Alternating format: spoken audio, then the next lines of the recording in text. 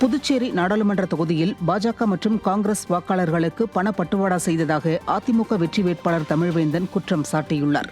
உரிய ஆதாரத்துடன் புகார் அளித்தும் தேர்தல் ஆணையம் நடவடிக்கை எடுக்காததால் புதுச்சேரியில் ஏப்ரல் 19ஆம் தேதி நடைபெறவுள்ள நாடாளுமன்ற தேர்தலை ரத்து செய்துவிட்டு மீண்டும் தேர்தல் நடத்த வேண்டும் என அவர் வலியுறுத்தியுள்ளார்.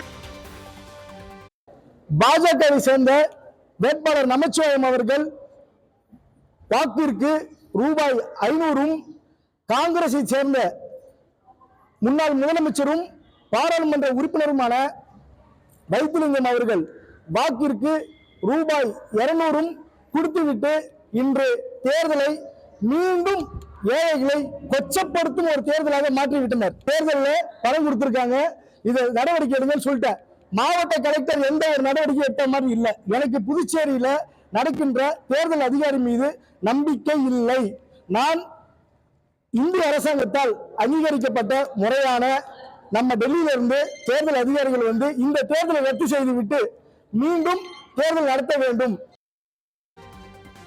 ஸ்ரீபெரும்புதூர் நாடாளுமன்ற தொகுதியில் தமாக வேட்பாளர் வேணுகோபாலை ஆதரித்து ஜி.கே. வாசன் உரையாற்றிய போது கூட்டமாக பொதுமக்கள் கலைந்து சென்றதால் பாஜக கூட்டணியினர் அதிர்ச்சியில் ஆழ்ந்தனர். பணம் கொடுத்து அழைத்து வந்தவர்கள் சாறை சாறையாக கலைந்து சென்றதால் தமாகவினரும் அதிர்ச்சி அடைந்தனர்.